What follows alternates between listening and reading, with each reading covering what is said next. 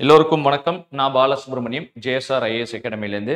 இப்போ நம்ம என்ன பார்க்க போறோம் அப்படின்றத பார்த்தீங்கன்னா, நம்ப ஜேஎஸ்ஆர்ல ஒரு டெஸ்ட் ஷெட்யூல் ஒண்ணு குடுக்குறோம். அதாவது டெஸ்ட் பேட்சஸ் ஒண்ணு ஸ்டார்ட் பண்ண போறோம். அதுக்கான ஷெட்யூல நம்ம பேச போறோம். ஸோ அதுக்கு முன்னாடி இங்க குரூப் 4க்கான அட்மிஷன்ஸ் ஜேஎஸ்ஆர்ல ஸ்டார்ட் ஆயிடுச்சு. ஸோ இதுல ஆன்லைன், ஆஃப்லைன் கிளாஸஸும் போயிட்டு இருக்குது.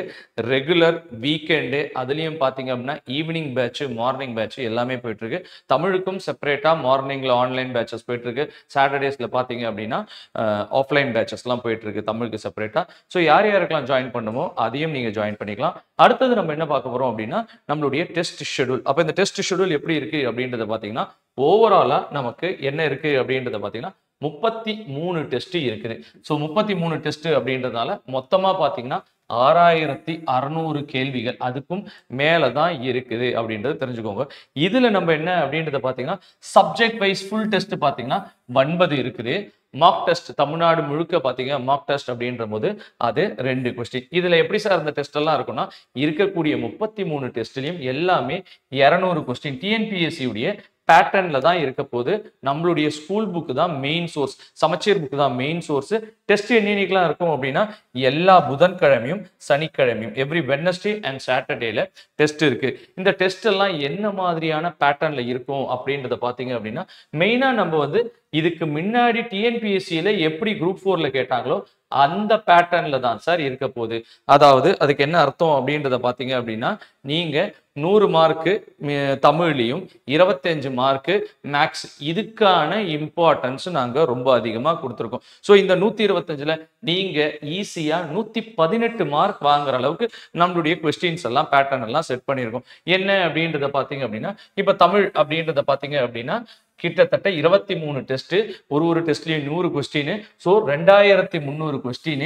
இது எப்படி அப்படின்னா 6th, 7th, 8th, 9th, 10th அதுல இருக்கக்கூடிய old book, new book, 11th, 12th important topics, அதே மாதிரி என்னென்ன அவங்க கேட்கக்கூடியதோ என்னென்ன சிலபஸ்ல இருக்கோ அதுக்கான இம்பார்ட்டன்ஸ் ப்ரீவியஸ் இயர்ல எப்படி இருக்கோ அதுக்கேத்த மாதிரி தான் இங்க நாங்க கேட்க போறோம். ரெண்டாவது என்ன அப்படின்றத பாத்தீங்க அப்படின்னா, மேக்ஸ் 33க்கு 33 டெஸ்ட்லயும் இருக்குது.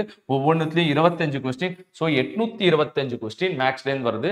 ப்ரீவியஸ் இயர்ல லாஸ்ட் 3-4 வருஷத்துல டிஎன்பிஎஸ்சியில என்னென்ன பேட்டர்ன்ல கேட்டிருக்காங்களோ எல்லா பேட்டர்ன்ல இருந்தும் கொஸ்டின்ஸ் எடுத்து போடுறோம். ஸோ இதை நீங்க பிராக்டிஸ் பண்ணீங்க அப்படின்னா 25க்கு 25 ஈஸியா எடுத்துடலாம். குறைஞ்சபட்சம் 23 நீங்க ஈஸியா இதுல ஸ்கோர் பண்ணிடலாம். அப்படி பாத்தீங்க அப்படின்னா இந்த தமிழ்ல 95, 98 ஈஸியா ஸ்கோர் பண்ணிடலாம். இதுல 23 ஈஸியா ஸ்கோர் பண்ணிடலாம்னா ஆல்மோஸ்ட் நீங்க பாஸ் ஆகிறது உறுதியாயிடுச்சு இது ரெண்டுத்திலேயே.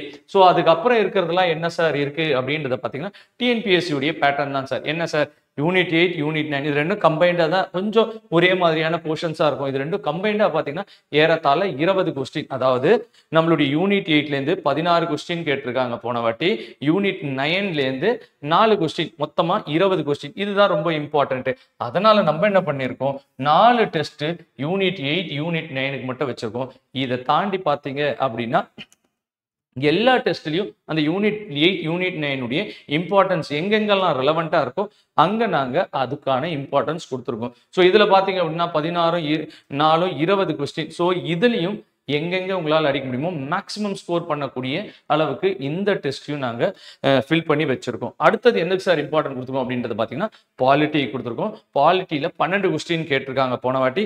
எல்லா டிஎன்பிஎஸ்சி எக்ஸாமும் பாலிட்டிக்கு இம்பார்ட்டன்ஸ், அதுக்கு இம்பார்ட்டன்ஸ் கொடுத்துருக்கோம். அப்புறம் சயின்ஸுக்கு கொடுத்துருக்கோம். இப்போ இந்த சயின்ஸ் அப்படின்னு வரும்போது சயின்ஸ் ரொம்ப வேஸ்டா இருக்கும். 10 கொஸ்டின் கேட்டிருக்காங்க. எப்படி படிக்கிறது அப்படின்னும் போது பாக்ஸ் கண்டென்ட் அங்கதான் வருது, புக் பேக் கொஸ்டின் அங்கதான் வருது. ஸோ சயின்ஸ் மட்டும் இல்லை சார், எல்லா சப்ஜெக்ட்டுக்கும் நாங்க செப்பரேட்டா ஒரு 5 கொஸ்டின் பேப்பர், 4ல இருந்து 5 கொஸ்டின் பேப்பர் பாக்ஸ் கண்டென்ட்டே வச்சிருக்கோம். அப்ப தமிழ்ல பாத்தீங்க அப்படின்னா தமிழுக்கு 6th to 10th box content, 6th to 12th box content, சயின்ஸுக்கு பாத்தீங்க அப்படின்னா 6th to 10th செப்பரேட்டா box content, அப்புறம் 6th to 12th box content கொடுத்துருக்கோம். சோஷியல் ஸ்டடீஸ் ஃபுல்லா இதே மாதிரி 6th to 10th, 6th to 12th box content and book பேக்குன்னு செப்பரேட்டா ஒரு டெஸ்ட் வச்சிருக்கோம். ஸோ நீங்க பாக்ஸ் கண்டென்ட்டை மட்டும் படிச்சீங்க அப்படின்னா 100% அதுல இருந்து ஒரு 15ல இருந்து 20 கொஸ்டினை ஈஸியா நீங்க தூக்கிட முடியும். சோ இந்த கொஸ்டின் பேப்பர் எல்லாமே பேட்டர்ன் எப்படி இருக்கு அப்படின்னா நமக்கு எப்படி தேவையோ டிஎன்பிஎஸ்சியில் குரூப் 4க்கு எப்படி கேட்குறாங்களோ அதை ரொம்ப சிறப்பாக எடுத்து தான் நம்ம வச்சிருக்கோம்.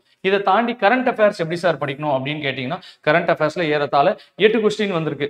அப்போ அந்த 8 கொஸ்டினை எப்படி கேட்டிருக்காங்க அப்படின்றத பார்த்துட்டு அதுக்காக ஒரு 3 டெஸ்ட் வைக்கிறோம். மொத்தமாக பார்த்தீங்கன்னா 400 கொஸ்டின். இந்த 400 கொஸ்டினை படிச்சிங்க, திருப்பி ஒரு 2 தடவை ரிவைஸ் பண்ணீங்க, எப்படி படிக்கணுமோ அதை கரெக்டாக முடிச்சிட்டிங்க அப்படின்னா கண்டிப்பாக நீங்கள் அந்த 8லேருந்து 10 கொஸ்டின் கரண்ட் அஃபேர்ஸையும் போட்டுற முடியும். இதுக்கப்புறம் என்ன சார் இம்பார்ட்டன்ட் இருக்குன்னா, ஜாகிரபியும் ஹிஸ்ட்ரியும் 2த்துலேயும் 80 கொஸ்டின் கேட்டிருக்காங்க.